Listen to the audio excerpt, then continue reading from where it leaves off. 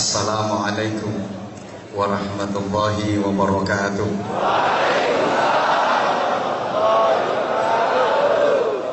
Bismillahirrahmanirrahim. Alhamdulillahilladzi ja'alana minal ladzina yastami'una al-qawla fayattabi'una ahsanah. Ittabi'u man la yas'alukum ajran wa hum muhtadun. Asyhadu an la ilaha illallah wahdahu la syarika lah wa asyhadu anna Muhammadan abduhu wa rasuluhu la nabiyya ba'dah.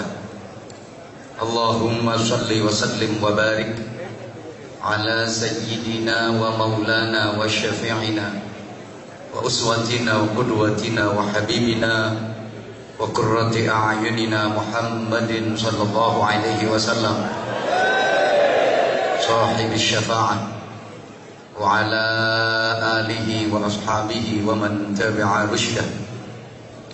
سبحانك لا علم لنا إلا ما علمتنا إنك أنت العليم الحكيم. رب اشرح لي صدري ويسر لي أمري واحلل عقدة من لساني يفقهوا قولي واجعل لي وزيرا من أهلي. Rabbana atina min ladunka rahmah wa hayyi' lana min amrina rasyada. Rabbana la tuzigh qulubana ba'da idh hadaitana wa hab lana min ladunka rahmah innaka antal wahhab. Amma ba'd. Ikraman wa ta'ziman wa hurmatan wa mahabbatan. Salam hormat, salam ta'zim, salam ukhuwah, dan tentu saja salam kul huwa ilaih. Awalan saya haturkan kepada para alim ulama, para amir masjid, musalla, ketua dewan syura, para pembina, ketua dan para pengurus KMI yang saya taklimi, yang sama-sama kita hormati. Mr. Ilang wong ya.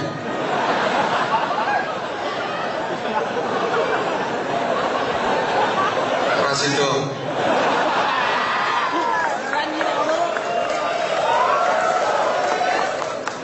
Kesawan le. Arep tak omongin Mr. Yasirli. Hilang wong. Maksudku arep tau mengi aku orang ngerti omonganmu. Aku medendeng orang nyawang awakmu tapi nyawang jilbab abang burimu.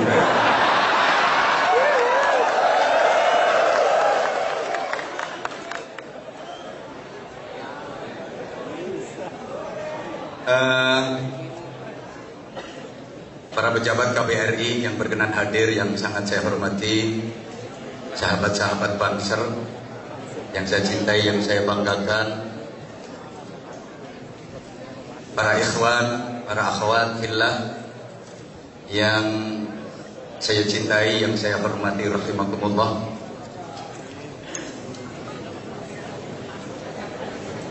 Saya bahagia, saya bangga sekaligus salut menyaksikan semangat saudara-saudara saya di negeri ginseng ini yang luar biasa antusias dalam mengikuti majelis taklim hari ini.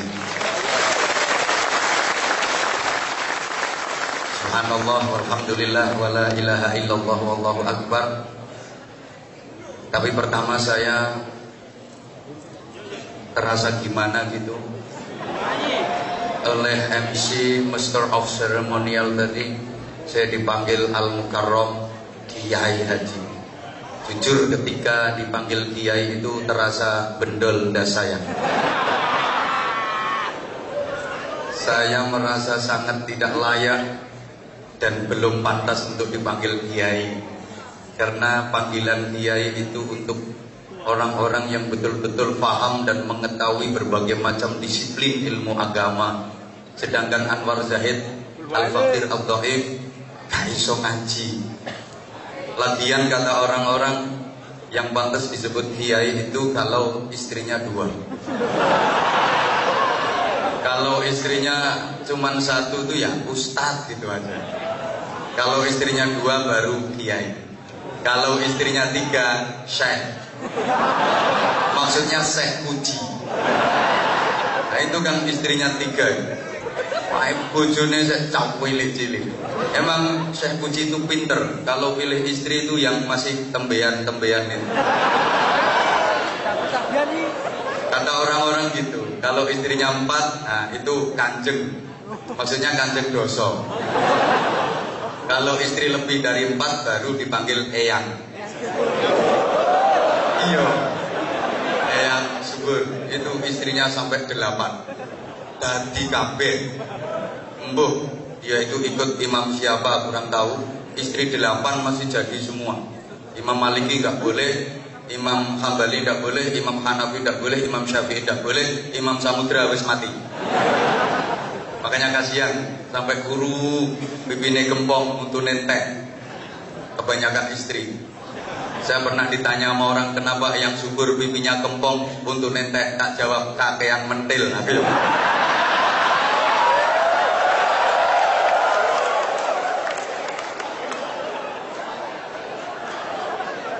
Alhamdulillah, bi'aunillah, biqudratillah, birahmatillah.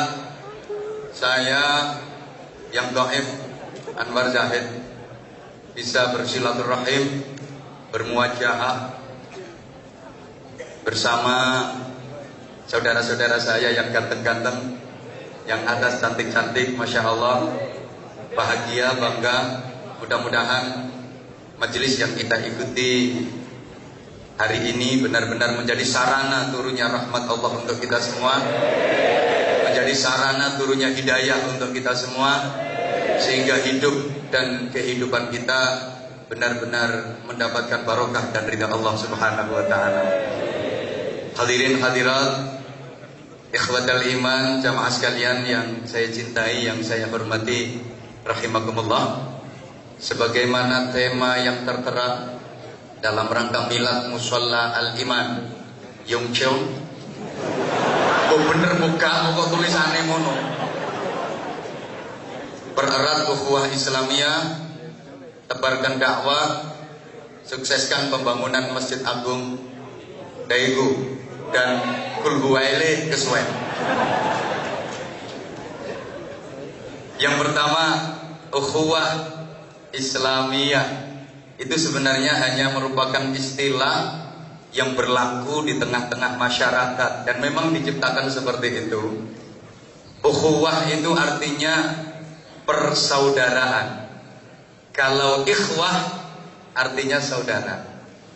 Jadi ukhuwah Islamiyah itu artinya persaudaraan yang diatur oleh syariah Islamiyah. Persaudaraan yang diatur oleh undang-undang agama Islam. Dan memang bagi Allah agama itu ya hanya Islam. Mulai zaman Nabi Adam sampai akhir zaman, agama itu ya cuman Islam.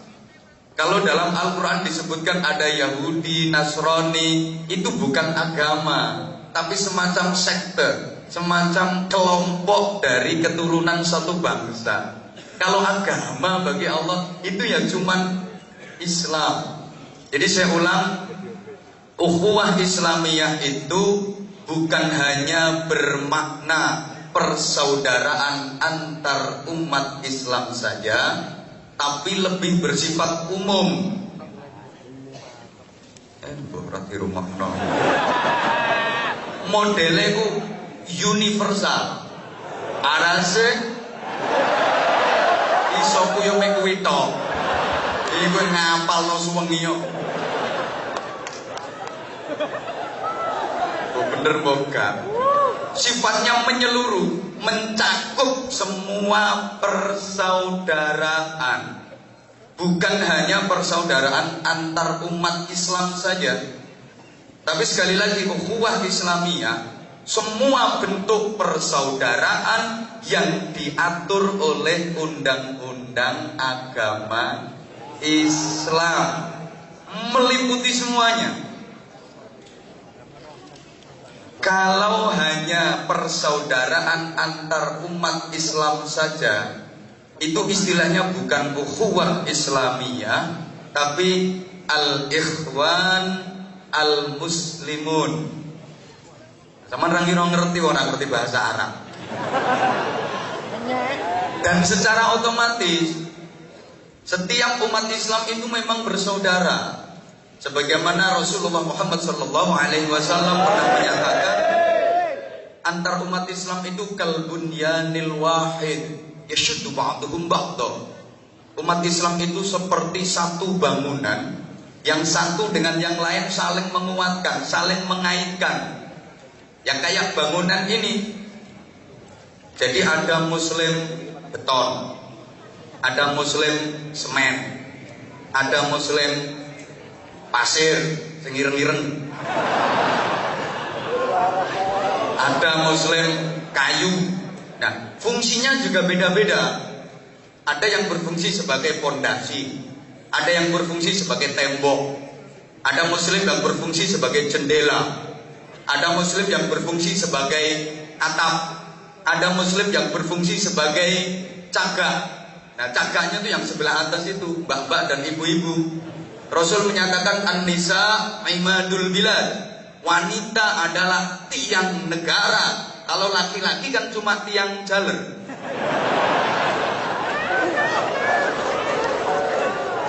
Jadi kalau Islam sudah menyebut dan mengatur ukhuwah Islamiyah, persaudaraan yang diatur oleh undang-undang agama Islam, maka sebenarnya gak perlu ada istilah ukhuwah-ukhuwah yang lain.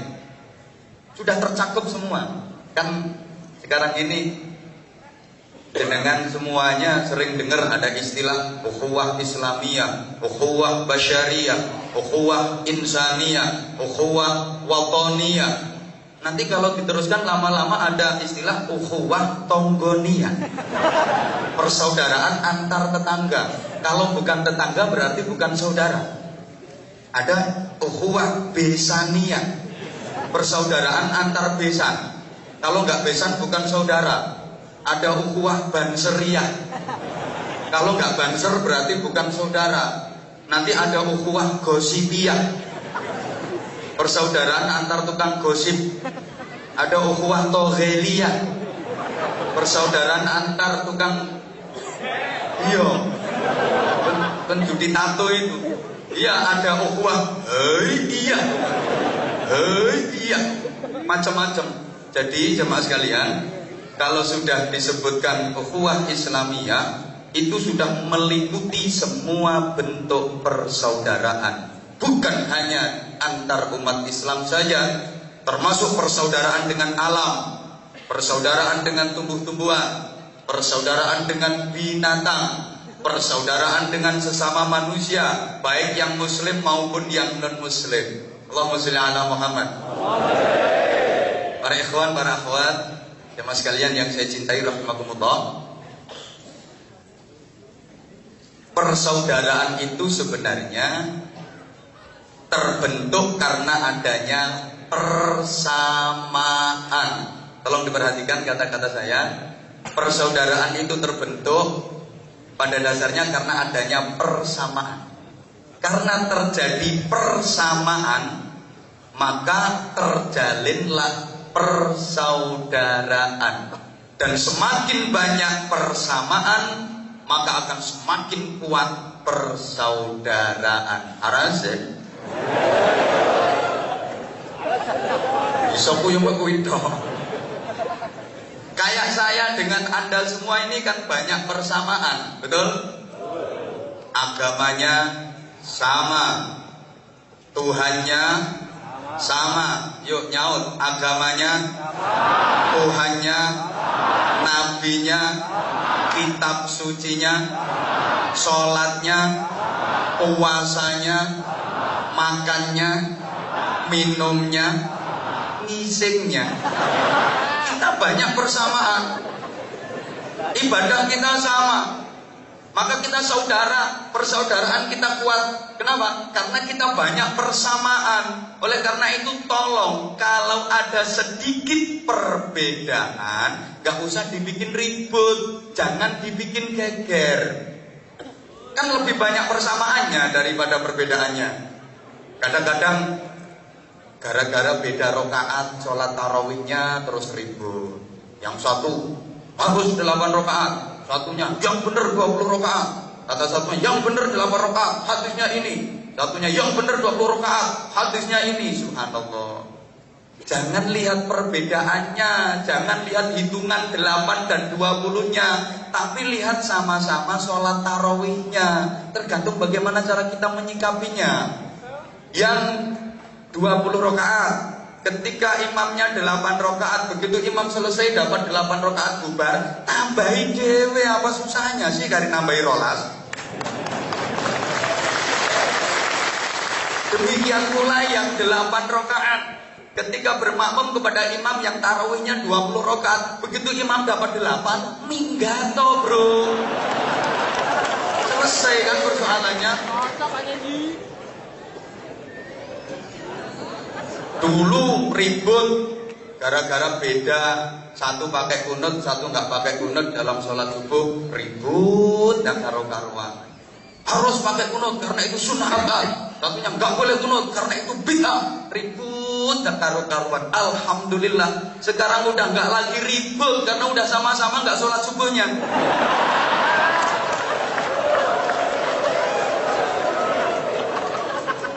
Ya Allah. Saya pernah baca satu buku, ada seorang tokoh besar Muhammadiyah yang dalam ajarannya sholat subuh tanpa kunut. Beliau adalah almarhum Buya Hamka. Kenal? Ya harus kenal. Beliau tokoh Islam Indonesia yang luar biasa.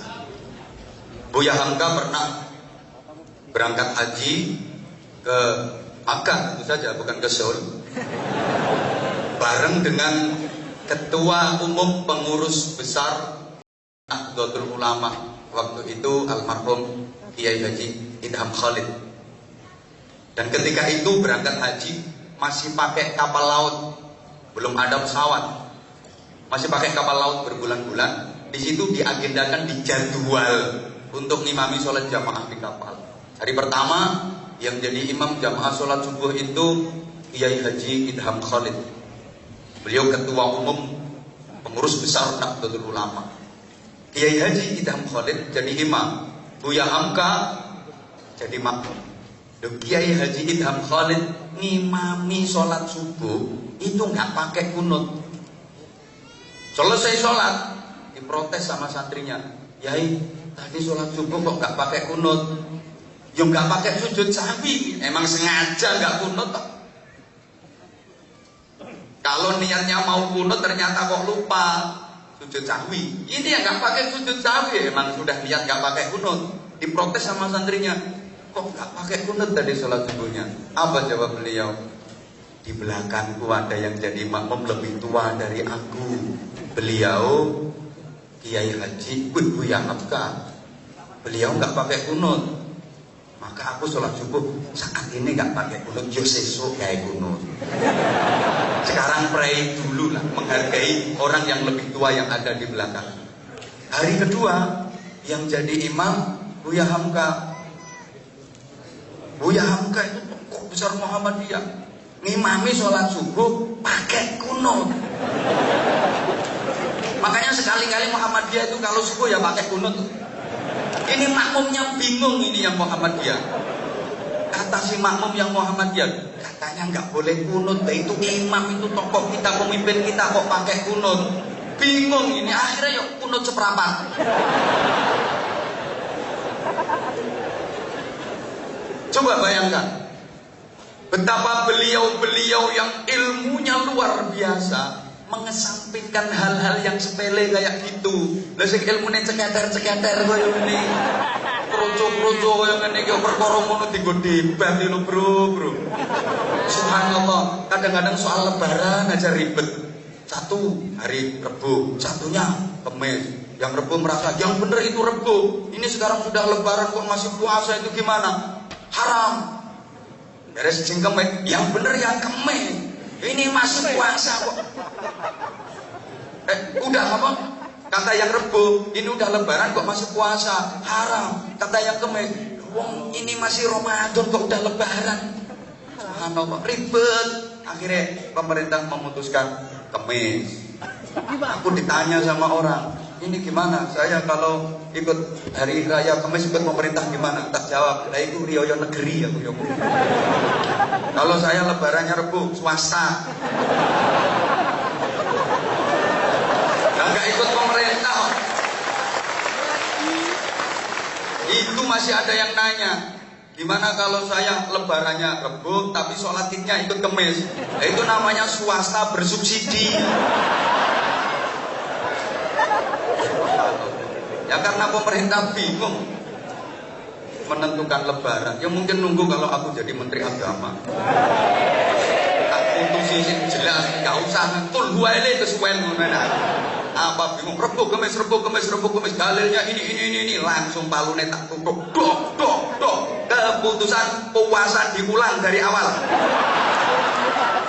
Beres. Ayo pekok kabeh yo ben. Ora usah ribut-ributan.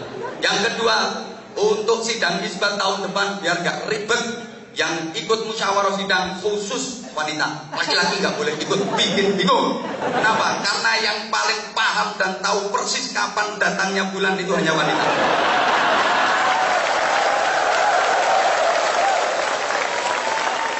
Allahu Akbar. Jadi jamaah sekalian yang saya cintai, saya hormati rahimakumullah, kalau terjadi persamaan maka terjalin persaudaraan. Termasuk subhanallah, saya sempat lupa nanya, ini yang datang sekian banyak ini apa manusia semua? Berarti kita banyak persamaan, kita sama-sama manusia. Oleh karena itu kita saudara. Bahkan dengan musuh pun Al-Quran menyebut sebagai saudara. Ada seorang nabi yang diutus ke kaumnya dan dimusuhi oleh kaumnya. Itu Allah menyatakan dalam Al-Quran sebagai saudara. Wa ila adin akhahum Huda. Dan kepada kaum Ad Allah mengutus saudara mereka yaitu Nabi Hud. Padahal kaum Ad sangat memusuhi Nabi Hud. Seumur hidup Nabi Hud selalu dimusuhi oleh kaumnya. Tapi Allah menyatakan dalam Al-Quran sebagai saudara. Wa ila Thamuda akhahum Shalihah. Demikian pula kaum Samud yang selalu memusuhi dan memerangi Nabi Soleh, oleh Allah juga dinyatakan sebagai saudara. Wa ila Madyana akhahum Syu'aiba. Kepada kaum Madyan Allah mengutus saudara mereka Syu'aib. Padahal kaum Madyan selalu memusuhi Nabi Syu'aib, tapi disebut sebagai akhahum, saudara. Ada satu surat Al-Quran yang sangat ekstrim. Ini dalam beberapa waktu pernah saya sampaikan. Allah memaki seseorang. Bismillahirrahmanirrahim. Tabbat yada abi lahabin wa tabb. Ma aghna anhu maluhu wa ma kasab. Sayasla naran dhata lahbin wa imra'atuhu hammalatal hatab fi jidha hablum min masad. Ini pertama ayatnya tabbat, itu bentuk makian. Dari sisi uluhiyah sebenarnya yo gimana gitu. Artinya tabbat itu meso. Yo gak iso yo kon nirokno. Pokoke lek sampean yo DANCUK aja diwaca. Gak boleh dibaca. Kira-kira tulisannya seperti itu. Abu Lahab. Itu pun membacanya dipindu. Watab tidak boleh watab gitu, tapi watab be. Saking gregetene Gusti Allah sama Abu Lahab. Istrinya katut. Wa imra'atuhu hammalatal hatab. Allahumma shalli ala Muhammad. Ini kan Allah gregeten sama Abu Lahab. Tapi coba, bagaimana Rasulullah memanggil Abu Lahab yang selalu memusuhinya? Ya ammi, wahai pamanku. Pak Le, lo. Demikian pula Abu Lahab memanggil Rasulullah tuh ya bena akhi, wahai putra dari saudaraku, ponaanku. Makanya kalau terjadi sesuatu perbedaan gak cocok dengan family, dengan tetangga, dengan temen, jangan bermusuhan. Beda pendapat boleh, beda prinsip boleh, persaudaraan harus terus meskipun gak cocok. Karena kalau memutus persaudaraan dilaknat sama Allah. Yang qutullah qati'a rahimin walau mata jawfal Ka'bah. Nabi menyatakan Allah melaknat orang yang memutus tali persaudaraan meskipun dia matinya di dalam Ka'bah.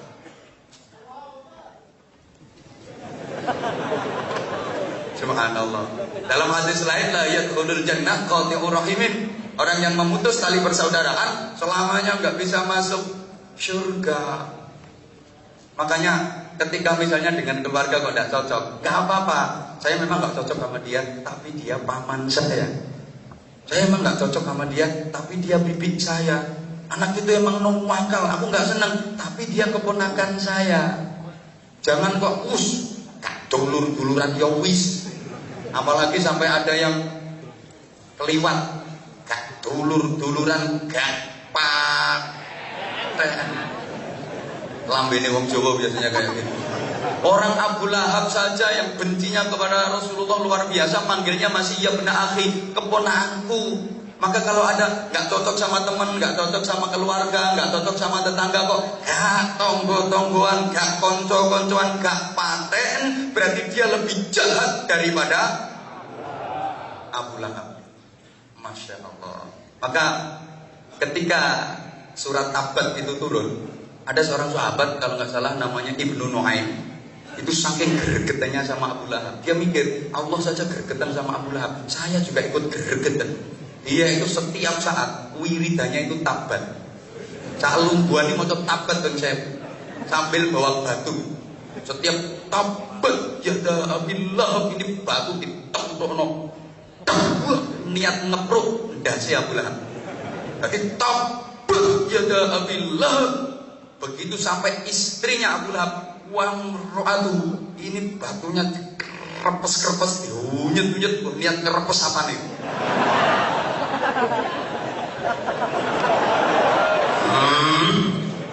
Itu dibaca 1000 kali setiap hari. Satu ketika dia lagi wiridan, tobat juga, wamro'atu. Ini gak por-por klotak enggak? Enggak waktu tapi konangan Rasulullah mikir rajul. Bahasa Arab itu kalau pakai pertanyaan itu ada unsur heran. Apa ini? Wiridan gak la ilaha illallah, gak subhanallah, gak Allahu akbar, gak la haula wala quwata illa billah. Wiridan tobat. Akhirnya ditanya sama Nabi, bro, Anda itu kok aneh banget. Pikir gak pakai la ilaha illallah, gak pakai subhanallah, gak pakai alhamdulillah, gak pakai la haula wala quwata illa billah, kok pakai tabat itu apa maksud kamu? Yang jawab, saya itu gregetan sama Abu Lahab, selalu memusuhimu ya Rasulullah. Maka saya pikirkan kayak gini biar semakin celaka itu Abu Lahab. Apa kata Nabi? Anda dari iman gua. Tahukah Anda siapa Abu Lahab itu? Wallahi ma adri ya Rasulullah. Demi Allah saya nggak tahu siapa dia ya Rasulullah. Huwa ammi Abu Lahab nunung pakleku. Lah kok mbok bisui? Lah kowe lho mindoanku ae ora. Lah dia itu paklekku, pamanku kok kamu misui. Kamu boleh baca tabang, tapi jangan bertujuan untuk ikut-ikut memisui paklekku. Biar itu urusannya dengan Allah. Apa urusannya dengan kamu? Mulai saat itu sahabat gak pernah baca surat tabang kecuali tadarusan. Wes gak berani lagi baca surat tabang. Bahkan salah satu putri dari Abu Lahab yang namanya Zainab itu aslamat wa hajarat ma'an Nabi sallallahu alaihi wasallam. Masuk Islam dan berhijrah bersama Nabi ke Madinah. Setelah turun surat Tabat itu, ini putrinya Abu Lahab yang bernama Zainab yang telah masuk Islam dan hijrah bareng Rasulullah ke Madinah. Jadi bahan cemoohan, digawe nyek-nyekan wong. Lagi ke pasar, nawar barang kok kemurahan, yo ditabat. Misalnya beli baju, ini harganya berapa? Bilang 2.000. Terus dia nawar 1.500 ya. Tabat dia ada penjualnya langsung baca tabat. Lagi lewat ditawarin sama penjual, Mbak Zainab, gak beli barangku? Enggak. Tabat. Di toko juga gitu. Beli apa Mbak Zainab? Beli gula. Ini gulanya tabat. Subhanallah, dia bersedih. Mau marah kok ayat Quran, mau gak marah bapak ditabat-tabat terus. Subhanallah, mau marah itu ayat Quran, mau gak marah kok bapak. Iya, kalau tabat dibaca di masjid, di musola, no pasar tabat, no toko tabat, no warung tabat, di mana-mana tabat. Kemudian dia menangis, madul kepada misanannya, sepupunya yaitu Rasulullah Muhammad SAW. Ya Rasulullah, ma balu auladil kufar ghairi? Bagaimana dengan anak-anaknya orang kafir selain saya? Kan banyak yang bapaknya kafir, banyak di antara sahabat-sahabat itu yang ibunya kafir, bapaknya kafir. Tapi kenapa yang ditabat kok cuma bapak saya? Yang lain kok gak ditabat? Apa sikap Rasulullah? Oke Zainab, kalau gitu besok sholat zuhur kamu sholat di barisan yang sekiranya aku bisa melihat kamu. Siap. Begitu sudah mau sholat zuhur, ya Zainab itu ya berada di barisan depan, pakai pakaian yang mencolok, biar Rasulullah bisa menengeri, meniteni. Selesai sholat jamaah Rasulullah, Zainab terus berdiri. Zainab ta'al, Zainab kemari. Ya Rasulullah. Zainab berdiri di samping Rasulullah. Kemudian Rasulullah bersabda, Alihi bintu Ami, ini putrinya pamanku. Rasulullah nggak mengatakan hadihi Zainab binti Abi Lahab, enggak. Nggak mengatakan ini Zainab putrinya Abu Lahab, tapi hadihi bintu Ami, ini putrinya pamanku, ini saudari sepupuku. Fala yaqulanna ahadun ilaiha illa khairan. Mulai saat ini siapapun tidak boleh mengatakan kepadanya kecuali perkataan yang baik. Mulai saat itu surat Tabat itu menjadi surat yang paling tidak laku di Madinah. Kesimpulan dari cerita saya ini apa? Betapa Rasulullah sangat mementingkan ikatan tali persaudaraan. Allahumma sholli ala Muhammad. Jadi kata kuncinya persaudaraan timbul karena adanya persamaan. Selama ada persamaan dengan apapun, dengan siapapun berarti saudara. Arase? Kita dengan binatang itu berarti ya saudara. Itu kan ada persamaan. Saya tanya, binatang itu makhluk hidup apa enggak? Nah terus kita, termasuk yang ngomong, makhluk hidup apa enggak? Ya berarti sama dong. Binatang makan kita juga, binatang minum kita juga, kan sama dong. Binatang tidur kita juga. Ayo nyauto toh bro, gak semangat. Binatang makan kita juga kan sama. Binatang minum kita juga, binatang tidur kita juga kan sama. Binatang rabenan kita juga. Rabenan tuh bahasa. Subhanallah. Maka kita itu punya saudara yang bernama wedhus. Duh. Oleh karena itu Hubungan dengan binatang pun diatur dalam Islam. Allahumma shalli ala Muhammad. Ar-rifqu bil hayawan wajibun. Bersikap lemah lembut, berbuat baik kepada binatang itu hukumnya wajib. Kenapa kok wajib? Karena masih ada hubungan saudara. Loh iya. Jadi kita dengan wedhus itu dulur. Ngono kok ada yang protes. Loh kalau dulur kok disembelih? Loh kan diizinkan oleh Allah. Memang diizinkan oleh Allah, ya disembelih. Tapi karena masih mampu dulur, nek nyembelih gak oleh ngawur. Harus menetapi beberapa ketentuan, beberapa syarat. Wong beleh dulure yo. Pisaunya harus tajam. Terus warihil madbu, binatangnya harus dienakkan, posisinya enak, baru dingok. Jangan sampai menyakitkan. Ingat, besok Idul Adha, misalnya sama lagi nuntun kambing, ditanya sama teman, harus nyanti kan? Beleh dulur. Lah dulur kok disembelih? Emang disuruh sama Allah kok. Halo?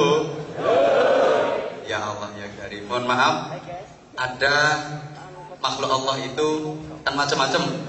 Ada makhluk yang punya akal, nggak punya nafsu. Namanya malaikat.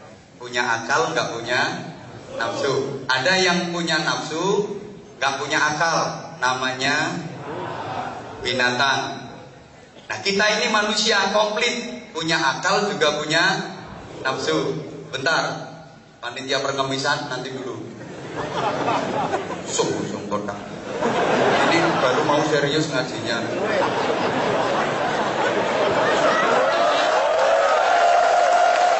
Dan nanti ada waktunya sendiri. Satu, ada makhluk Tuhan itu yang punya akal, nggak punya nafsu. Namanya namanya malaikat. Maka malaikat itu cerdas. Kalau nggak cerdas gimana, Bang? Akalnya itu untuk menampung firman. Sehingga malaikat itu hanya punya akal tapi nggak punya nafsu. Maka malaikat semuanya jujur, malaikat semuanya baik. Emang nggak punya nafsu. Malaikat Jibril nggak pernah korupsi ayat. Misalnya disuruh sama Allah, ini sampaikan ayat ini kepada Nabi, wah lihat ini ayatnya bagus, gak usah sampaikan pek dewe ae, gak ono. Sing korupsi ku mbok sapa ngono. Kalau malaikat Jibril gak pernah seperti itu. Malaikat Mikael gak pernah salah dalam membagi rizki. Rizki untuk sampean gak mungkin salah ke ini Amir Musola. Demikian pula rizkinya Amir Musola gak mungkin keliru jatuh ke sampean. Malaikat Mikael gak pernah salah. Yang suka salah itu panitia pengajian.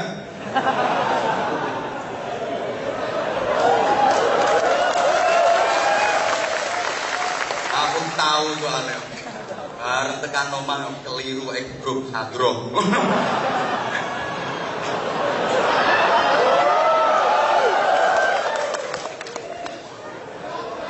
Nah, semua orang itu rezekinya udah diatur sama Allah. Dan malaikat Mikael yang bagian menyalurkan, sebagai penyalur rezeki, gak pernah salah. Wis ana jatahe dhewe-dhewe. Setiap orang ada jatah rezeki masing-masing. Kerja itu hanya bagian dari ikhtiar. Jangan dipikir kalau kerjanya keras pasti rezekinya banyak. Belum tentu. Wong loro nemen iki lho. Loro nemen wis gak iso apa-apa karep.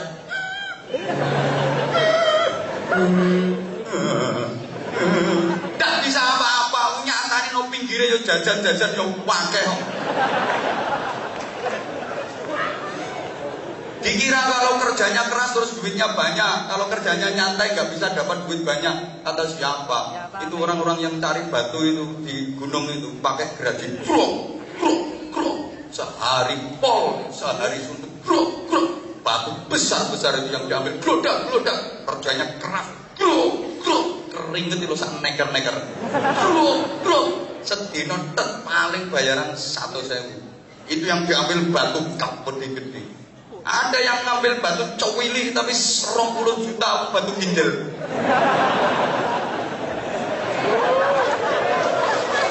Batu ginjal wes. Oke. Terus malaikat Malaikat Israel juga gitu. Gak mungkin salah nyabut nyawa, gak mungkin salah sasaran. Misalnya ini sebagian dari Amir musola ini ada yang itu baju putih itu misalnya, terus dicabut nyawanya kok 2 bulan lagi, ya enggak gue, gak mungkin salah. Terus sampean misalnya besok dicabut nyawanya, ya besok. Saya misalnya 90 tahun lagi ya. Israel gak mungkin salah. Karena malaikat itu nggak punya nafsu, maka malaikat nggak pernah dosa. Jadi malaikat itu ada apa ya? Ada dosa kayak apa itu nggak kepingin lah malaikat itu. Kamu pernah dengar ada malaikat minum ciu? Ambo ono bokong kau, wedi malaikat itu serang ujung lere. Mesin biasa pelora-pelora apa to ngamun. Loh iya, emang malaikat itu udah punya nafsu, dia hanya punya akal. Sehingga malaikat itu gak tahu gojlok-gojlokan, tahu tugasnya masing-masing. Misalnya malaikat Jibril lagi lewat, tahu malaikat Israfil yang tugasnya niup trompet itu. Jibril yang gak pernah gojloki, bel, harap tahun baruan kok trompet. Udah. Gue emang gak punya nafsu, hanya punya akal. Saya tanya, tolong dijawab. Halo. Aku takut jawab ya. Taman seneng di kenal wong, ambek kenal malaikat nu seneng di. Hah? Seneng kenal wong. Wong karo malaikat itu lebih mulia wong, lebih mulia manusia daripada malaikat. Malaikat pantes gak pernah dosa. Emang gak dikasih nafsu. Gak duwe birahi, gak duwe nafsu. Kita wong untung mulus-mulus putih-putih. Kebelas orang ngiler. Enggak duwe nafsu. Ada sampai yang ngurus cewek Korea sing sak mene-mene. Masalahe nganti kemalan ngene. Ya Allah, ya Allah. Satu, udah. Yang kedua, cukup dah ini waktunya nanti. Ya tolong nyumbang piro ini. Ini kono lelangan ya. Dua, kalau binatang itu punya nafsu tapi nggak punya akal, maka kehidupan binatang itu yang monoton. Dia hanya punya nafsu tapi nggak punya akal. Maka dalam dunia perkewanan nggak ada perkembangan, nggak ada kemajuan. Suruh bikin pakaian nggak bisa. Makanya sampai saya ini gak ono pedet katoan gak ono. Dalam dunia binatang itu nggak ada kemajuan, nggak ada perkembangan. Siapa yang pernah WhatsAppan sama garangan? Facebookan ya ndak iso. Jadi cet panggah. Mulai dulu sampai sekarang sampai kapanpun kehidupan binatang itu ya kayak gitu. Suruh baca aja nggak bisa. Emang sama Allah dibikin seperti itu. Kalau binatang bisa baca, gawat. Misalnya ada kambing bisa baca. Wih, anak kambing lagi lewat di depan warung. Situ ada tulisan jual sate kambing muda. Nangis terus.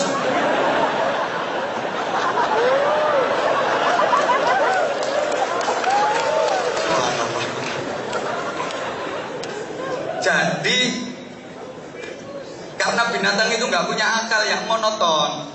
Halo. Makanannya ya mulai dulu sampai kapanpun ya itu aja. Kayak jarang, sapi, wedhus, itu panganannya ya suket mentan. Sampai kapanpun ya suket mentan, karena dia nggak punya akal. Kok gak berpikir sekali-kali gawe sop damen.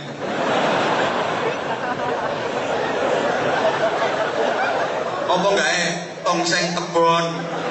Gak iso. Apa iki? Ayam iki makanane jagung ya ora tahu gawe rendang. Wis ora ngono iku. Gak bisa. Karena dia nggak punya akal, maka nggak ada agama, nggak ada aturan, nggak ada agama. Nggak percaya kan perlu herder, patek celeng. Takon nono, bro, agamamu apa? Lekat ngomong. Emang nggak punya agama, karena nggak ada agama, nggak ada aturan. Wedhus si rabenan tak dalan-dalan biasa. Wedhus lanang ketok, wedhus wedok celingkring langsung biasa, nggak ada agama. Makanya apa nono TKI? Kok kali pacaran no tengah dalan pacaran tak dalan-dalan karo sing model ndukur-ndukur ngono kae. Berarti lebih hina daripada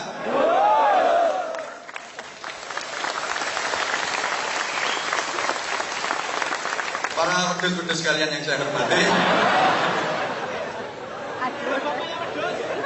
Subhanallah. Lah namanya wedhus gak punya akal loh. Dia kencing sak dalan-dalan biasa, gak ada agama, gak ada aturan. Moye tur. Mari wis gak ada cewek. Ngono kadang-kadang ditiru karo wong.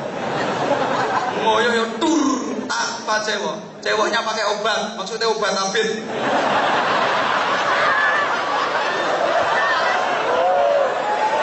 Itu berarti manusia yang tiru derajatnya lebih hina daripada.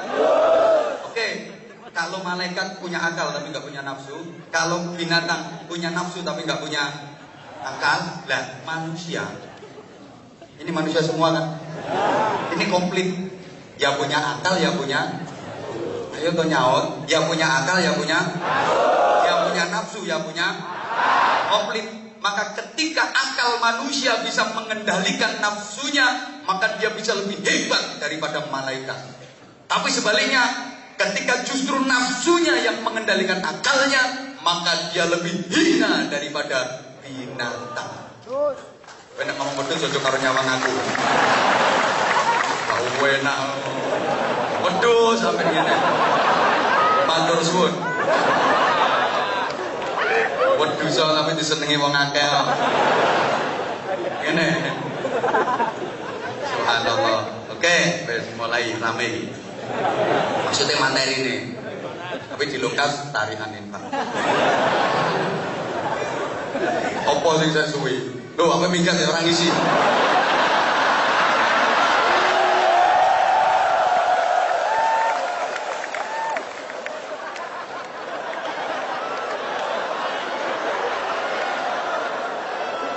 wis, nek kudu ngoyo. Tapi cewek lho ya. Oh, pas gak cewek kok. Lagi berarti kayak contoh dipraktekno.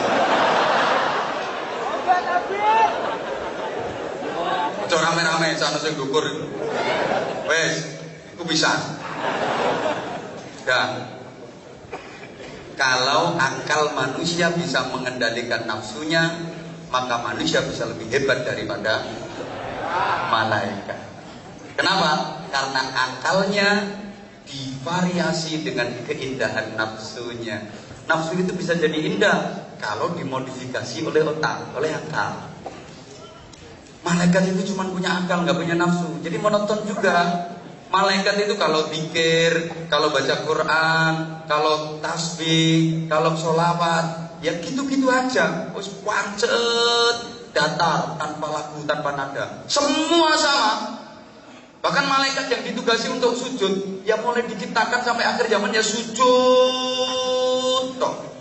Suruh rukuk nggak bisa itu malaikat. Bisanya cuma sujud toh. Tak iso. Kon koyo sampean iso entul-entul jadi tuli-tuli gobek-gobek ora iso. Jadi malaikat juga heran itu kok bisa entul-entul jadi tuli-tuli gobek-gobek. Lah saya kok hanya nyosong terus. Ya emang dia nggak bisa, bisanya cuma sujud itu tok. Malaikat yang tugasnya zikir ya zikir dan zikirnya seragam, sama kayak gitu semua. Kalau kita kan enggak, karena akal kita divariasi dengan keindahan nafsu. Bisa indah, pakai nada, pakai lagu. Coba, kalau malaikat semuanya sama kok zikirnya. Kalau kita enggak, adzan Mekah sama adzan Jawa, sama apa beda? Beda.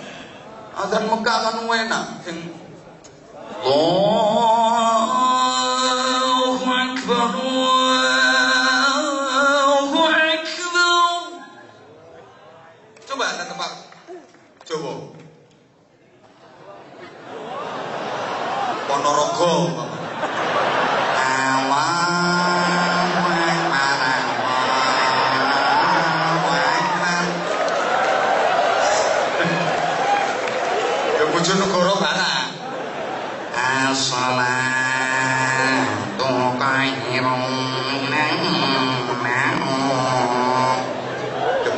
Adanya aja udah beda-beda.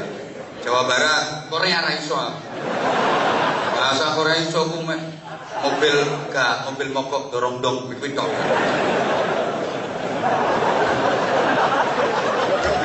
Liyane gak iso. Adanya beda-beda. Hayya 'alal falah.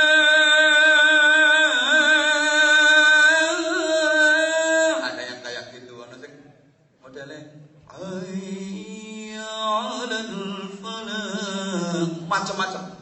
Terus apalagi baca Qur'annya Imam Masjidil Haram sama baca Qur'annya Imam Masjidil Yongcheon. Wah, piye unine kuwi kok? Kira-kira sama apa beda? Sama. Beda. Mekah itu pena. Alhamdulillahi rabbil alamin. Ar-Rahmanir Rahim. Maliki yaumiddin. Pena. Ingin iki mana?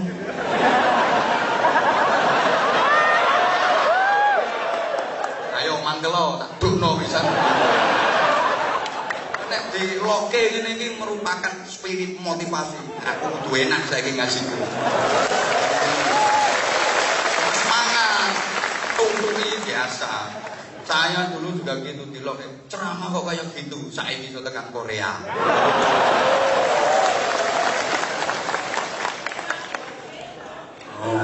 Rumangsamu ora penak. Yo penak. Rumangsamu dinyek yo ora penak. Yo penak. Kuwi nek atimu waras. Nek dinyek kok atimu lara berarti atimu gosok. Ngono. Halo. Baca Qur'annya beda. Zikirnya juga beda.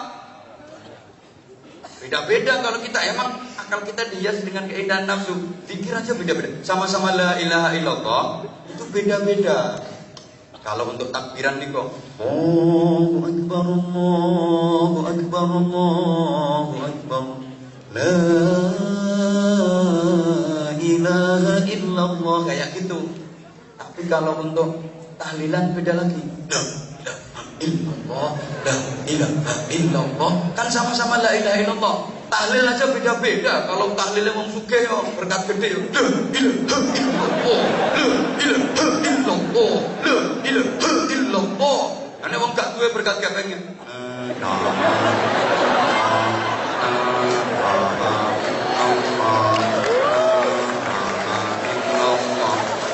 Beda. Ono maneh sing modene La ilaha illallah, la ilaha illallah, la ilaha illallah, Muhammadur Rasulullah, la ilaha illallah, la ilaha illallah. Sono sambutane.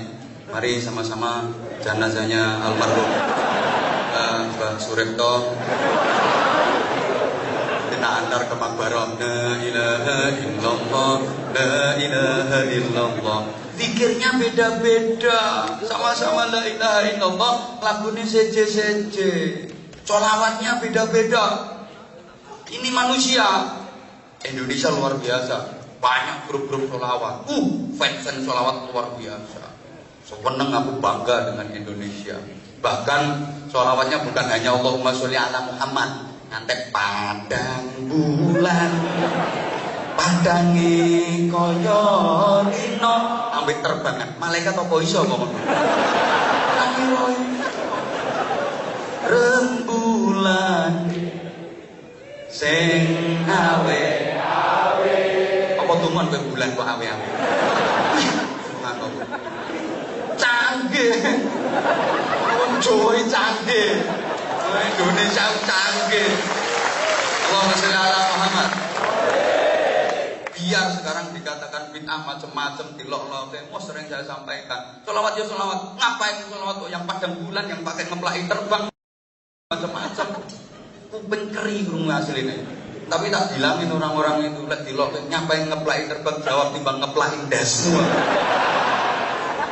Ya bener. nyatanya akhlaknya ya api-api kok. Pernah dengar ada tawuran antar grup sholawat?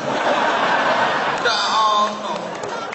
Ono grup sholawat kok ngombeni ciu. Ndak ono. Akhlaknya api-api kok.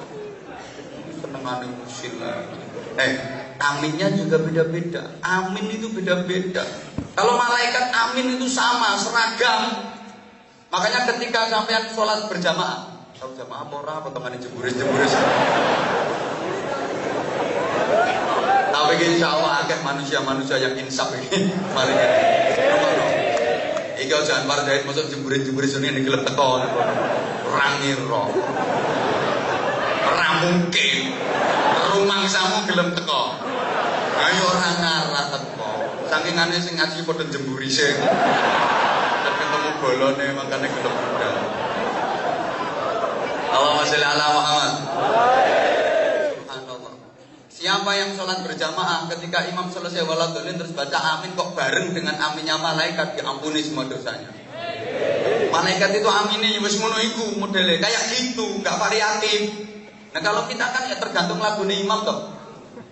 Nah imam lagune waladhdallin amin. Lah nek imame waladhdallin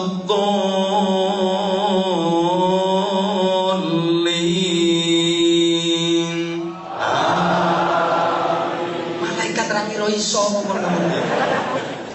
Kadang-kadang ngono amin amin amin. Udah cilik-cilik sing asem. Perkara imame kesuwen.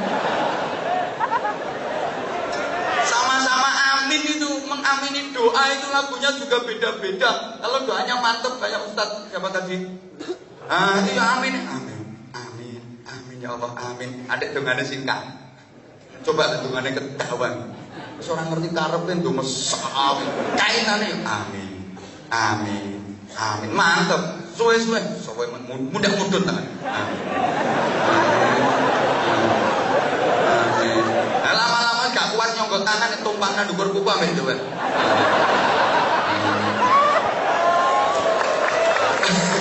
Agak tanda begecil-begecil ngene kayak amin. Amin. Aminnya aja beda-beda. Jadi, tolong perhatikan, kalau akalnya bisa mengendalikan nafsunya, maka manusia lebih hebat daripada malaikat. Tapi, kalau akalnya dikalahkan sama nafsunya, justru nafsunya yang mengendalikan akalnya, maka manusia lebih rendah daripada binatang. Allahumma sholli ala Muhammad. Binatang hanya punya nafsu, nggak punya akal. Maka pantas kalau binatang itu yang akal kayak gitu, memang nggak punya akal. Kayak wedhus itu, dia nggak punya malu, hanya punya kemaluan. Nah, maka benar tak dalan-dalan biasa tuh. Nah, kalau sampean itu lah terus tiru wedhus itu kan yo. Nah, karena binatang itu nggak punya akal, maka nakalnya itu ya pacet kayak gitu. Mulai dulu nakalnya ya cuma kayak gitu, nggak variatif blas nakalnya. Wedhus sih nakalnya paling-paling yang perusahaan enggak. Ya, kucing ini paling-paling nakalnya ya nyolong pindah. Gak iso kon nglakoni nakal liyane gak iso. Yakin pinter sampean.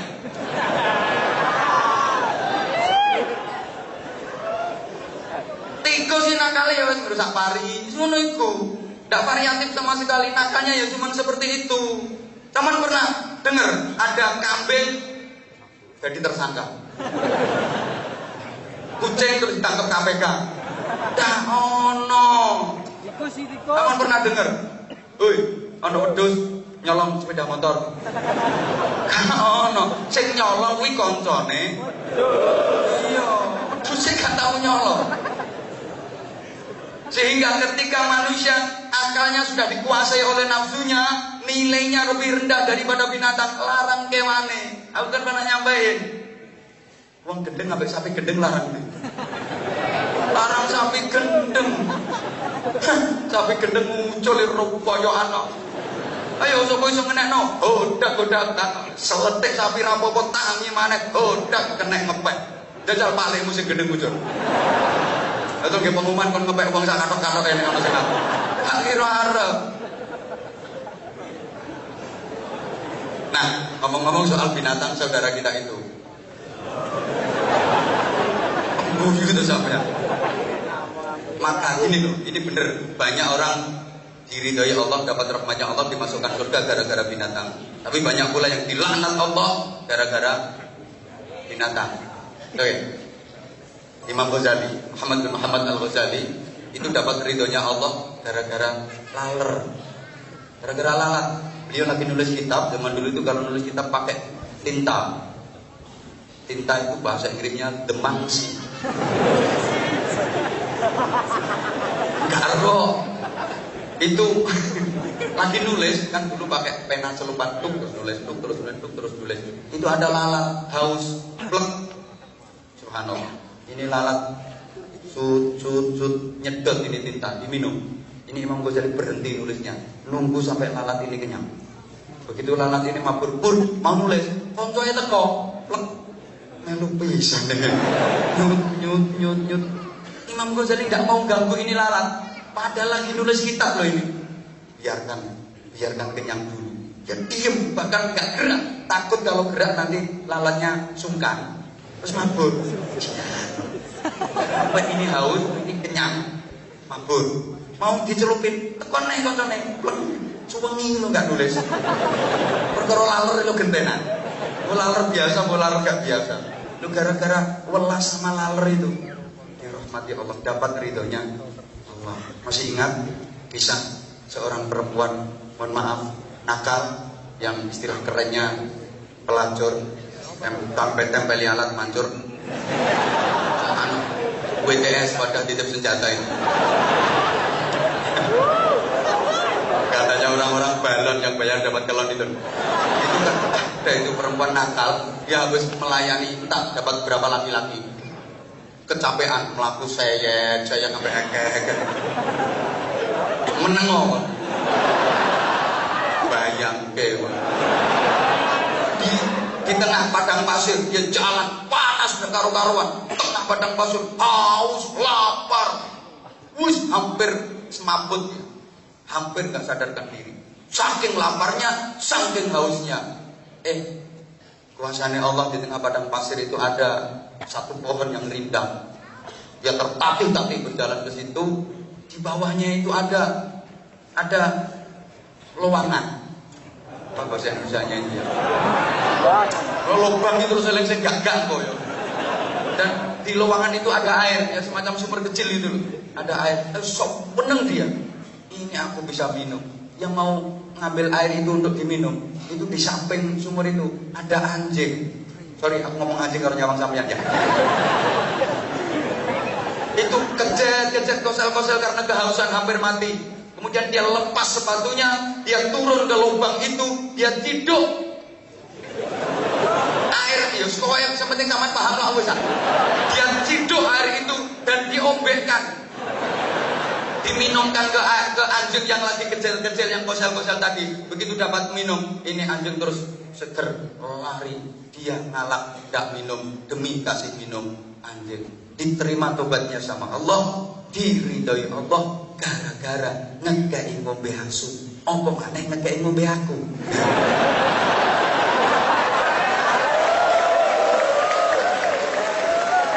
Alhamdulillah. Ini tahu panitia minuman kesukaan aku. Kopi. Semalam kan aku dikasih minum kopi susu.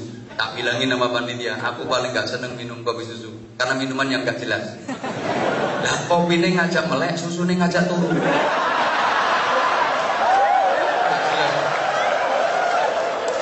Kalau ini kan jelas memang ngajak melek. Bismillahirrahmanirrahim.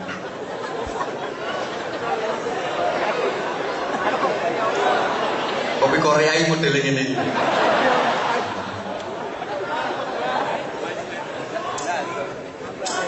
Oke. Jadi banyak orang yang dirahmati Allah, diridhai Allah karena binatang, gara-gara binatang. Allahumma sholli ala Muhammad. Teman sekalian rahimakumullah, zaman Bani Israel itu ada seorang ulama besar. Dia lagi jalan, dicopot semut kakinya, tersinggung. Lama cokot semut, semut wani nyokot ulama. Dia tersinggung, semut asem ini. Semut itu berani-beraninya nyokot sikilnya ulama. Dia marah, akhirnya ambil pelepahnya kurma itu, bahasa Jepangnya debelara. Ambil yang kering itu, terus dibakar itu. Omae semut itu dibakar. Dia langsung dapat teguran keras dari Allah. Kamu berbuat dolim. Kenapa ya Allah? Lawang yang gigit kamu cuma semut satu, semut sak kampung kok bakar semua itu. Saya nyokot ini semut siji, lho kok semut sak kampung kok obong kabeh. Yang kedua, yang berhak menghukum pakai api itu cuma aku, yang lain nggak boleh. Akhirnya dia gara-gara dolim sama semut itu dihukum Allah, suruh tobat sampai 3 bulan terus-menerus baru diterima tobatnya. Jadi banyak yang dapat ridha Allah karena binatang, banyak yang dimurkai Allah juga karena binatang. Allahumma sholli ala Muhammad. Ada seorang perempuan yang masuk neraka gara-gara kucing. Dia habis goreng pindang, kalau cerita zaman sekarang kayak gitu.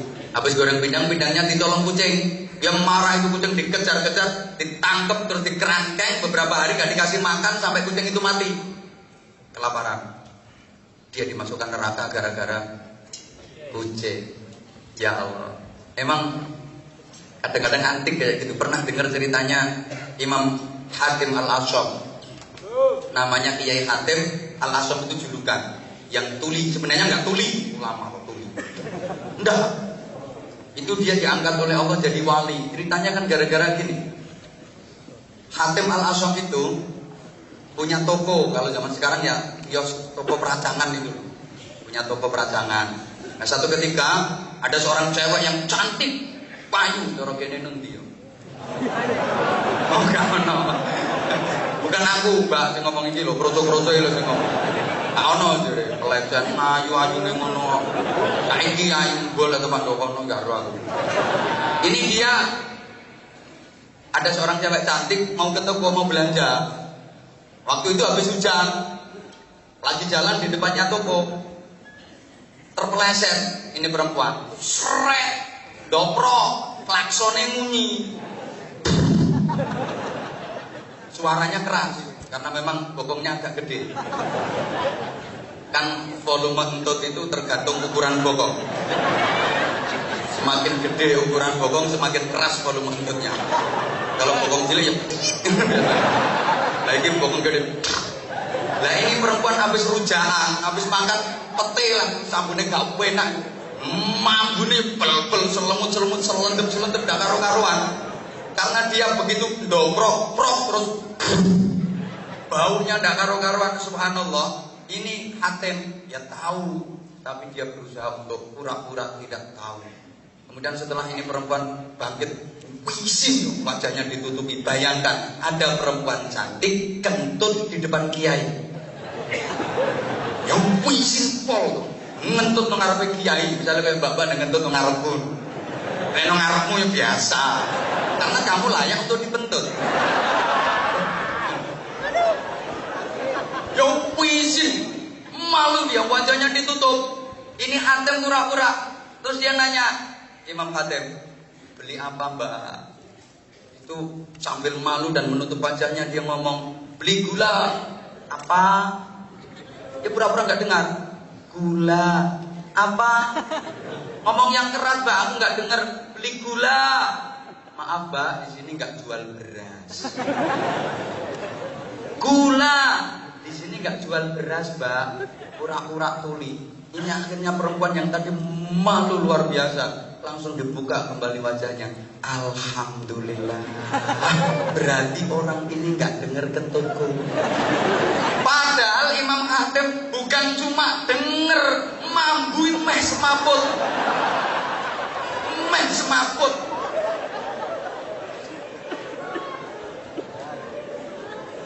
Tapi karena dia menutup kemaluan, menutup kemaluan, menutup rasa malu tuh cewek, subhanallah, diangkat dari wali. Tadi ono wong dari wali gara-gara entut ini.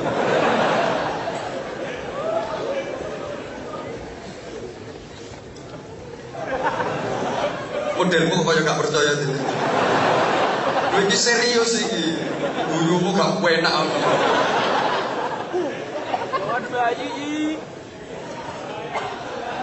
Malah telat guyunya. Allahumma sholli ala Muhammad. Nah, saudara-saudaraku, saya suwe biasanya main sak jam. Joyo. Oke. Coba joyo.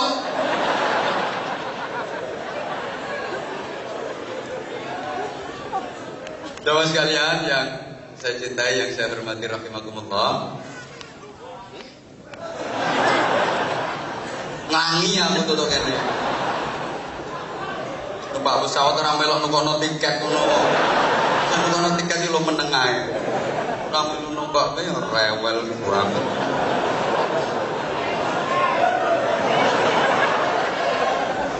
Malah mohon maaf banget ya.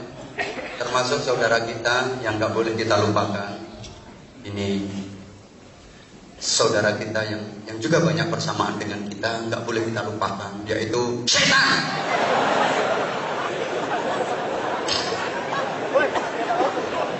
Kaget yo ben. Kita dengan setan itu mampu dulur. Biasanya orang kalau digituin itu marah, malah sopan ya. Panjangnya dulurnya teman berarti. Loh iya, loh kita sama setan itu ya punya persamaan. Ya sama-sama makhluk jelas, sama-sama makhluk jelas. Binatang juga makhluk, setan juga makhluk, ya tumbuhan juga makhluk, jin juga makhluk. Tapi manusia kan yang paling baik, paling bagus dari makhluknya Allah. Makanya ada lagu makhluk Tuhan paling seksi. Kamulah makhluk Tuhan yang tercipta, yang paling seksi. Itu bojone koncoku. Kandhane Ahmad Dhani koncoku itu. Wis to, kita dengan setan itu dulu. Satu ketika ada seorang sahabat lagi ngaji bareng Nabi, dia angop. Apa bahasa Indonesia angop ya? Ya, iya menguap kayak lambe bumi. Begitu dia menguap itu dia ngomong, "Kau udah syaitan, kurang ajar ini setan." Sambil ngomong, kurang ajar setan. Langsung ditegur sama Rasulullah. La taqul kadzalik. Kamu jangan bilang gitu. Kamu jangan memaki setan. Karena memaki itu pekerjaan setan. Lah kamu kok memaki? Berarti kamu melakukan sesuatu yang itu merupakan pekerjaan setan. Walakin ista'idz billah minasyaitonir rajim. Tetapi kamu mintalah perlindungan, mohonlah perlindungan kepada Allah dari godaan setan. Jadi kita itu gak bisa mau melawan setan, itu gak bisa. Kita cuma punya hak untuk mohon perlindungan kepada Allah dari godaan.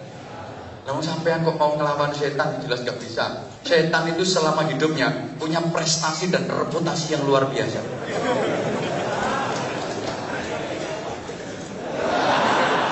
Gaya dulurmu situ ya. Prestasinya luar biasa, setan reputasinya luar biasa. Bayangkan, setan itu jadi kepala surga 500.000 tahun. Jadi pimpinan penduduk swarga 500.000 tahun. Jadi penasehatnya malaikat 500.000 tahun. Setan ini hafal swarga RT piro gang piro hafal. Lah sampean pojokane swarga gak tau weruh. Kok mau melawan setan? Tidak bisa. Bisanya kita itu minta perlindungan kepada Allah dari godaan. Setan itu sangat pengalaman dalam menggoda manusia. Manusia yang model kayak apa kan gak pernah digoda sama dia. Pengalaman banget. Dan setan itu punya lembaga-lembaga. Guyumu kok gak percaya dia ngomong-ngomong. Jadi dalam dunia persetanan itu banyak lembaga. Ada lembaga persombongan, ada lembaga pergosipan belah sana itu. Ya, yang nggak boleh marah lah ibu. Emang kayak gitu kok umumnya. Lebih banyak omongan perempuan daripada laki-laki. Maka kalau udah jadi suami istri, wong lanang lek dijak debat bantahan-bantahan karo wong itu tolong mundur. Mumpung durung mesti diglet. Soalnya kamu sih akeh kono. wani ngalahe wae. Kalah gak kira menang. Aku wis balak-balik to. Balak-balik. Makane amat bojoku ngomong ngene tak rungo. Wis jarno se. Wis rampung ya sadaqallahul adzim. Memang bener Allah berkata seperti itu. Sadaqallahul adzim. Gobal cetit. Selesai urusannya. Direwangi malah dadi. Wong lanang cerdas iki. Mau wedok arek ngamak kata-kata gak kuat ngrungokke tinggal metu. Engko ya gak ono gerdu ae. Lha ngono gerdu mek rokok jedal. Kira-kira rada suwe, boleh. Tekan omah kok wis deh. Sik durung tarik titik metu meneh. Balik no gerdu neh. Ngono. Rada suwe balik mulai. Wis deh, wis katok. Ya wis. Ya Allah ya Karim, Masya Allah. Jadi ada lembaga pergosipan, ada lembaga peririan, ada lembaga perhasutan, ada lembaga perduitan. Setan yang bagian jaga dompet itu ada. Jadi nanti kalau ada panitia keliling, itu ada. Setan yang bagian jaga dompet itu juga ada. Mau ngeluarin itu di stop sama setan.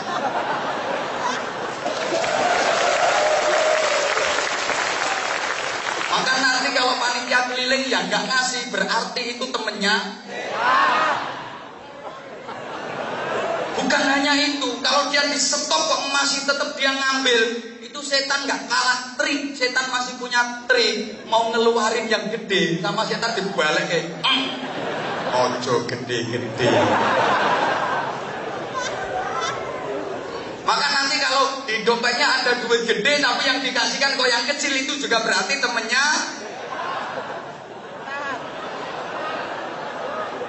Maka biar gak kalah sama setan, berapapun yang ada di dompetmu ambil semua, lebokke kabeh. Insya Allah mulihmu melaku.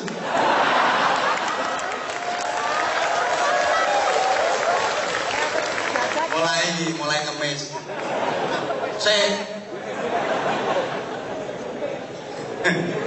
Ya Allah, setan itu kayak gitu. Aku tak keras. Ya wes. Allahumma sholli ala Muhammad.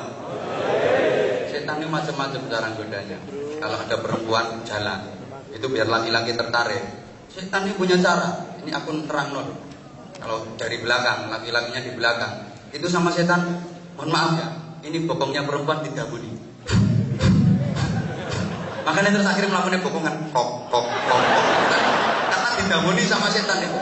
Jadi setan ini loro, yang satu dari sebelah kanan, yang satu dari sebelah kiri, sambil ngetuke, sing kono nyebul gini nyedot, kono nyebul gini nyedot. Setan ini terlalu kuaten. Loh ono kok al-mar'a idza aqbalat wa ma'aha syaitan wa idza adbarat wa ma'aha syaitan. Kowe ora ngerti artine, makane tak terangno ngono ae. Wong aku sing maca yo ora ngerti artine yo. Lah kalau dari depan, setan ini kurang ajar. Kalau dari depan itu perempuan caranya goda gimana? Dilunggui sirahe. Jadi setan itu duduk di kepala perempuan. Nah karena kepalanya diduduki, makanya terus jalannya akhirnya sirahe terus ke asminatil bukhti ini kok 4 menit. Ngono. Nah terus sikile banjir no pedal iki wonten ngene. Nah terus diolahi pedal iki diolahi karo setan.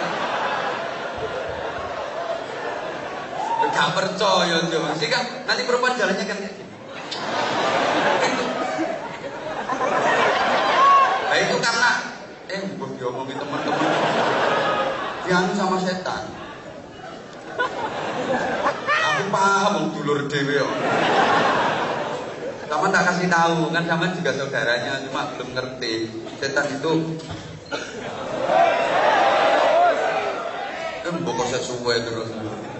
Subhanallah. Caranya goda itu macam-macam. Cara goda manusia itu macam-macam. Itu setan. Dan setan itu ya, ngomong setan ini gak ada habisnya memang. Ya karena yang diomongi juga sampai aku ribet ya, khawatirnya tersinggung bener. Dulure tak ceritake khawatir ono sing mangkel ngono lho aku. Wong kelas-kelas setan itu ada yang kelas playgroup, kelas TK. Setan yang goda bayi itu juga ada, namanya Ummus Sibyan kalau dalam kitab. Makanya kalau ada bayi kecil, ya semua bayi pasti kecil ya.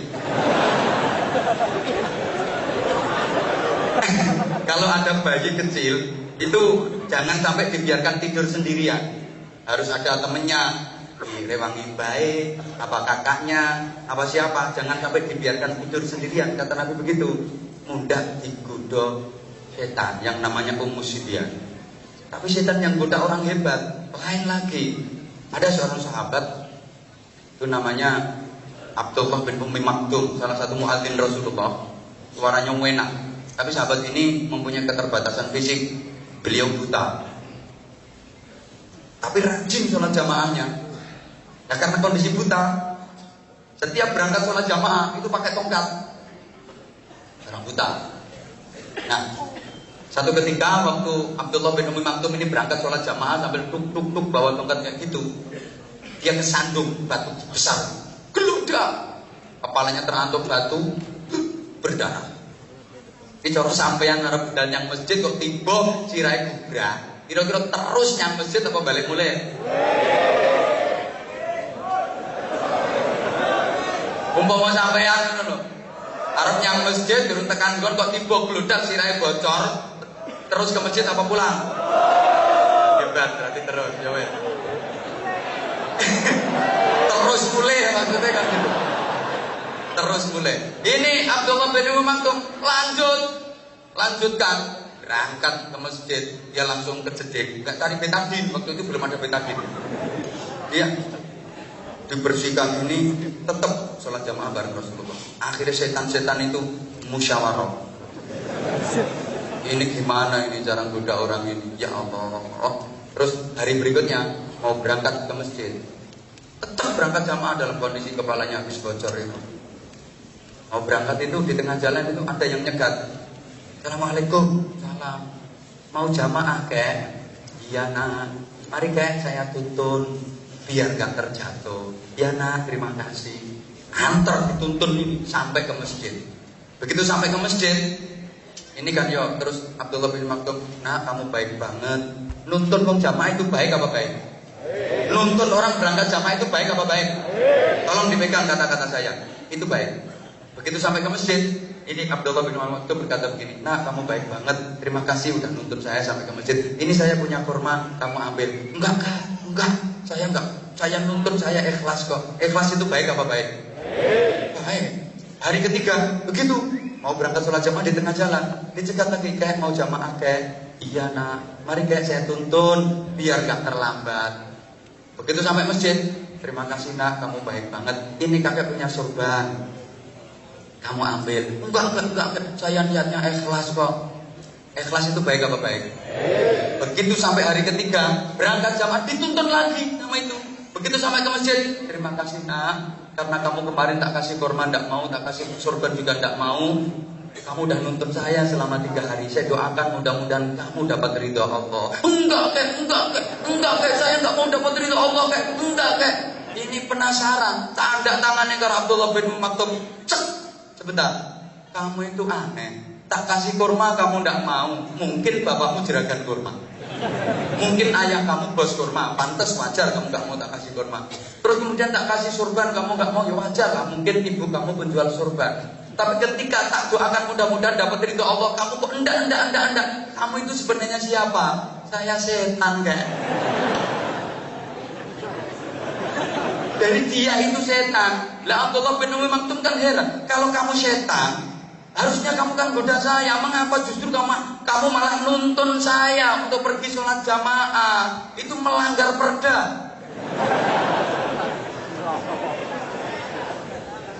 Oh kamu setan kok malah nuntun saya berangkat sholat jamaah? Apa jawab setan?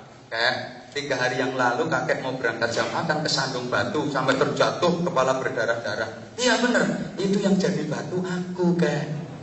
Aku memang sengaja jadi batu menghalangi jalan kakek biar kakek terjatuh. Gelodak begitu terjatuh biar gak jadi berangkat sholat jamaah.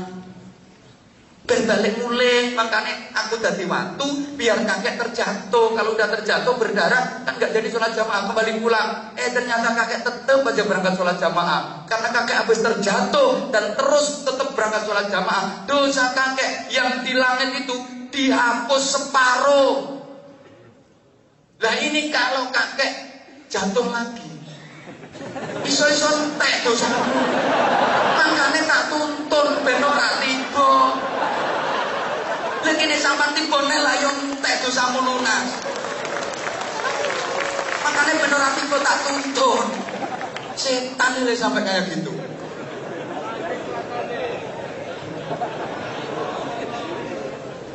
Ono setan sing bagian budok wong wudu, akhirnya dibikin was-was. Kayak udah wudu kalah belum, orang sholat itu juga digoda. Kan makanya ada tuh orang sholat itu yang enggak tadi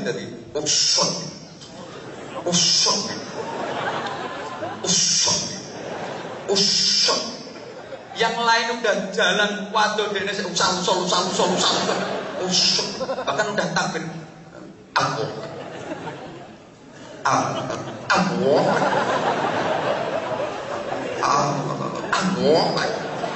iku yo dibudo setan iki.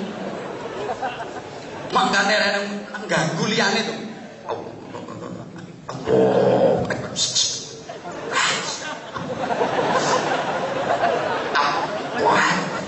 Kan dadi mana? Lek ana sholat model ngono ku jongkrokno ae le kesawek. Iya. Iku lek gak dijongkrokno gak waras-waras. Saya itu diajari sama guru saya. Ada orang wudu itu yang was-was.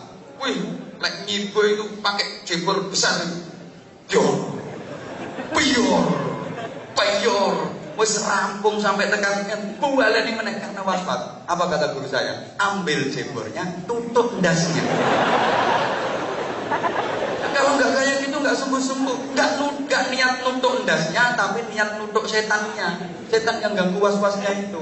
Setan Masya Allah. Habis wudu masih diganggu sama setan. Didamoni. Iya. Dalane tutmu lagi didamoni. Makanya kadang wis mari wudu, isih krasa pletuk-pletuk. Itu dalane tut disebuli setan. Oh nganggo sedotan aku nganggo apa gak ro. Telatene koyo ngono. Pol telatene arep situ. Maka Al-Qur'an menyindir kalau saya mengatakan bahwa kita itu dengan setan ono hubungan dulur ya jangan marah. Memang ayat Qur'annya juga ada. Innal mubadzirina kanu ikhwanasy syayatin. Sesungguhnya orang-orang yang boros, menghambur-hamburkan hartanya, mereka itu adalah saudaranya setan. Dihambur-hamburkan untuk urusan duniawi. Nah, untuk menangkal setan itu uangnya dimasukkan ke kotak yang nanti lewat sebentar lagi. Modelnya kok gak gelem ngono sih jam piro saya iki. Nah, sebentar. Halo. Itu berarti fans beneran. Yang sudah kan ketika aku halo kono. Kene aku hai kono. Oh, berarti kene iki fansku yo akeh juga. Makane kok jemburin. Berarti udah lama ya kalian merindukan aku. Yang di atas sana juga rindu aku. Sama dong. Kamu rindu aku juga rindu kamu. Ini loh. Nah, terus kenapa sih Islam kok mengatur yang namanya ukhuwah? Nah, insya Allah ini akan disambung setelah pariwara berikut. Sponsor mono truk jenderal. Iki nyumbang kabeh ora. Karena ini ada pensuksesan pembangunan Masjid Agung Pegu.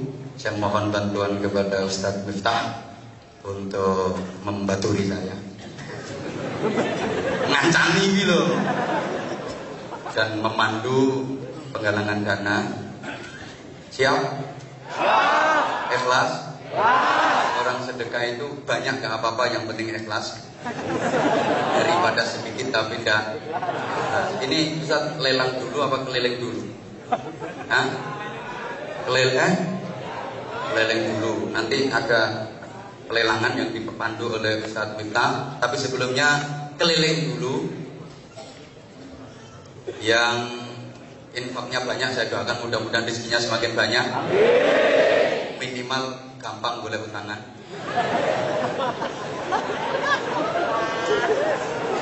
Kak, sholawatan cara Jawa sambil kita sama-sama baca doa bulan Rajab. Ini kan kita sudah memasuki bulan Rajab, bulan yang ke-7 dalam kalender Hijriah.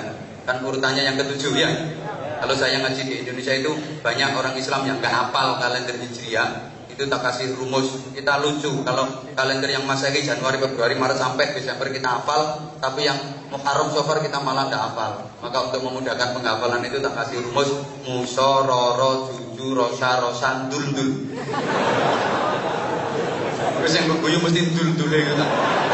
Nah ini rumus ini untuk mudah menghafalkan Muso, Roro, Juju, Rosa, Dul. Muso, Muharram, Safar. Roro, Rabiul Awal, Rabiul Akhir. Juju, Jumadil Ula, Jumadil Akhirah. Rosya, Rajab, Syaban. Rosya, Ramadan, Syawal. Dul. Nah, Dul Qa'dah, Dul Hijjah. Itu kalau dirangkum Muso, Roro, Juju, Rosya. Apalmu Dul tak. Berarti Rajab itu kalau diurut menempati urutan bulan yang ke-7, Syaban ke-8, Ramadan ke-9. Urutan. Aja kaya dagelan iki pelawak, ngitung mulane durut tekan dhuwur. Pulau Jawa, Suro, Sapar, Mulut. Mulut iki bocangkem. Suro, Sapar, Mulut, batu mulut Jumatil awal, Jumatil akhir Rejab. Ruah, Poso, Sawal, Selo besar.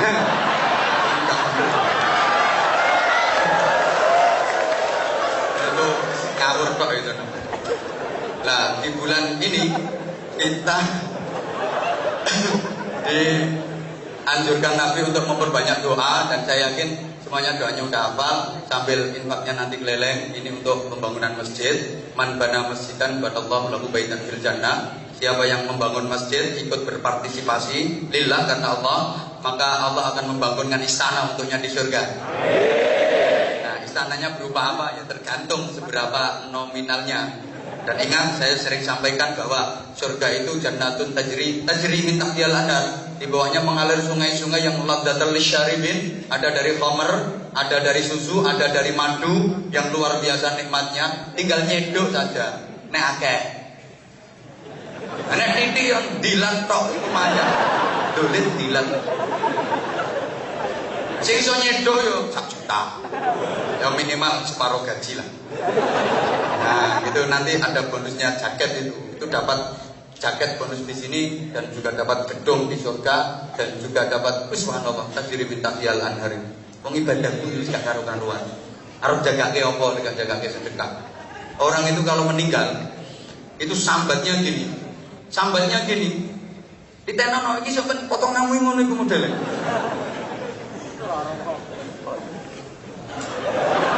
Rabbi laula rji'uni la'alli a'malu shalihan fima taraktu kallan kum amlikum mimma razaqnakum min qabli ayati ahadukum maut fa yaqulu rabbi laula akhartani ila ajalin qarib fa asaddaqa wa akum minas shalihin.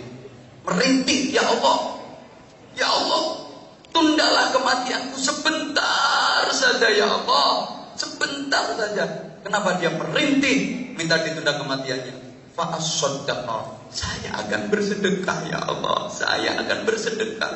Kenapa? Karena orang menjelang kematian itu sudah diketokkan, sudah ditunjukkan nama Allah bahwa sedekah itu luar biasa, bisa menolong, bisa membela, pahalanya luar biasa. Dia nggak ngomong saya akan melakukan wiridan ini, saya akan melakukan ibadah ini, tidak, tapi saya akan bersedekah. Bukan kok saya kalau dihidupkan lagi saya akan berangkat umroh, saya akan pergi haji, enggak. Tapi fa'as-sadaqah. Karena memang mesti diketokke betapa sedekah itu punya nilai yang luar biasa. Yo nyelametkeun nang donya, yo nyelametkeun nang akhirat. Kepinginnya seperti itu. Nah, di sana juga ada bidadari yang cantik-cantik luar biasa. Mosok bidadari kok mek 1000.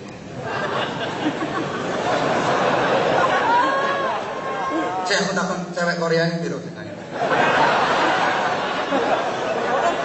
Kuwi tong tutip basin. Eleke yo kecut. Kita dari surga. Masya Allah. Mahal bro. Sewu. Nginceng tok we. Malah ngelek itu oleh nginceng tok. Mahal. Maka Rasulullah itu wafat sepeser pun gak meninggalkan harta warisan. Karena kenapa? Semua kekayaan Rasulullah dibawa ke akhirat. Rasulullah itu kaya. Jangan dipikir Rasulullah itu miskin. Kaya. Zaman itu wong nikah sama Sayyidah Khadijah ada maharnya 200 ekor unta merah. Terus saya kira limusin gitu.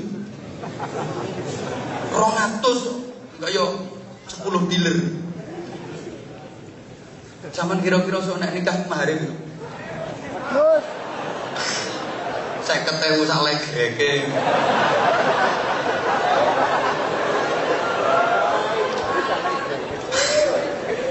Aku biar kayak piro.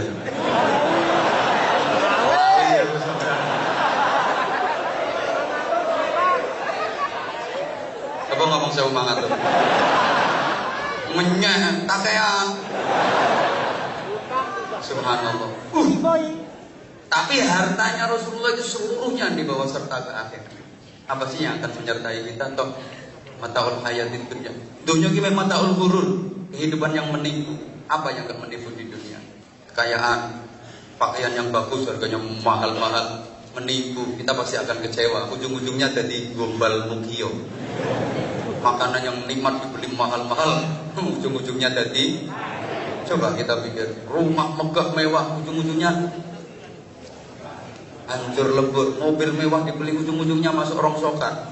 Semuanya, istri cantik, senom ayu, tua, guyu zaman Melayu. Iya, kaya ono kae saiki disamak sak nyenengno wong, 10 tahun gak semedeni wong wis.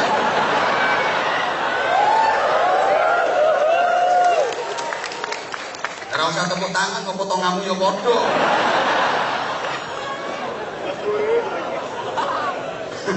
Yang akan kita bawa serta ya amal kita, di antaranya sedekah kita yang akan menyelamatkan kita. Maka sama-sama kita berdoa sambil keliling, nanti ada infak. Saya tirukan dulu doanya. Bismillahirrahmanirrahim. Allahumma barik lana fi Rajab wa Sya'ban wa ballighna Ramadhana bi rahmatika irhamna. Allahumma barik lana fi Rajab wa Sya'ban wa ballighna Ramadhana bi rahmatika irhamna. Allahumma barik lana fi Rajab wa Sya'ban wa ballighna Ramadhana bi rahmatika irhamna. Ini kalau diartikan Allahumma ya Allah barik, berikanlah keberkahan, tambahan kebaikan lana kepada kita semua fi Rajab, di dalam bulan Rajab ini, wa Sya'bana, dan di dalam bulan Sya'ban, wa balligh, dan sampaikanlah, wa ballighna, sampaikanlah kami ya Allah Ramadhana, sampai ke bulan suci Ramadan. Ini ungkapan doa kita akan kerinduan kita bisa sempurna, kita menjalani bulan Ramadan sampai sempurna. Amin Allahumma. Diawali dengan semangat Rajab, diawali dengan semangat Sya'ban, sambil berinfak. Modelnya kok wabut. Ingat di dompetmu ada setan. Ketika jodoh seperti apa? Setannya jawab. Ketika mau nyambut kok terasa berat banget. Kalau kepingin aku datang lagi ke sini, pecahkan rekor yang selama ini udah terjadi. Kalau kemarin misalnya infaknya dapat sekian, kali ini harus lebih banyak dari yang kemarin. Kalau nggak seperti itu mungkin sulit untuk mendatangkan.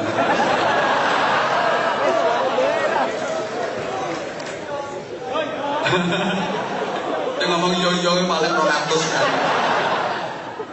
Halo. Kira-kira masih ingin Anwar Zahid datang ke sini lagi apa enggak? Bener? Ya wes. Gratis, tidak apa-apa, gratis, tidak apa-apa.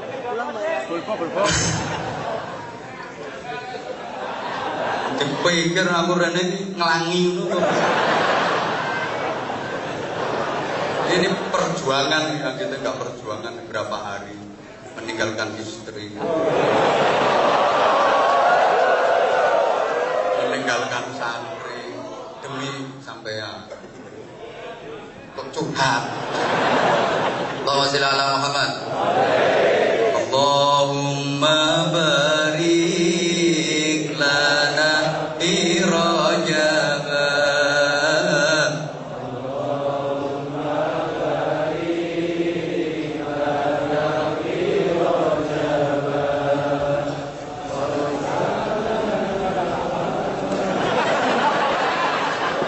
Ganti lambune dipakai apal ya.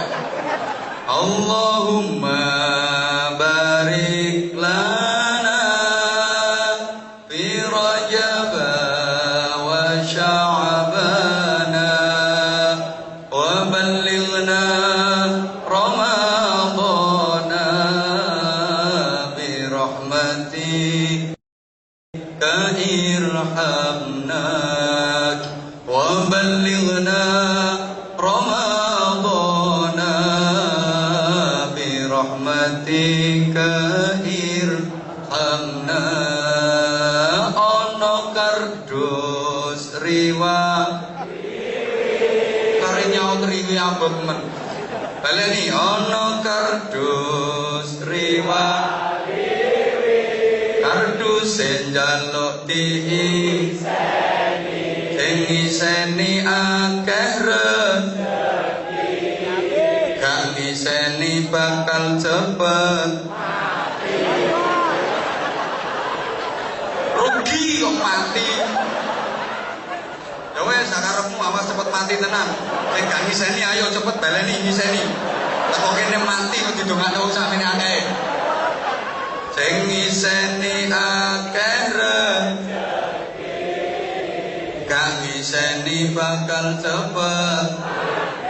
Ayo donga Allahumma barik lana fi Rajab wa Sya'bana. Allahumma barik lana fi Rajab wa Sya'bana wa ballighna Ramadana bi rahmatika irhamna wa Ramadana bi rahmatika. Udah habis sholawat ini masih terus ngaji nih, saya separuh ini. Ono kardus keluyuran nyauto bro, sing ngombat tangane tok, lambemu melu aku. Nyauti ono kardus keluyuran aja golekkan sing maringi disayang gak maringi kancane irhamna wa ballighna Ramadana bi rahmatika irhamna. Ono kardus riwa karinya riwi abot men baleni. Ono kardus riwa kardus njaluk diiseni sing ngiseni akeh gak ngiseni bakal cepet rugi kok mati. Ya wes sakarepmu awas cepet mati tenan. Sing gak ngiseni ayo cepet baleni ngiseni. Teko kene mati kok didongakno sampeyan akeh. Sing ngiseni akeh gak ngiseni ngiseni bakal cepet. Ayo donga Allahumma barik lana fi Rajab wa Sya'bana. Allahumma barik lana fi Rajab wa Sya'bana wa ballighna Ramadana bi rahmatika irhamna wa Ramadana bi rahmatika. Udah habis sholawat ini masih terus ngajine, saya separuh ini. Ana kardus kelu nyauto bro, sing ngopal tangane tok, lambemu melu aku. Nyauti ana kardus kelu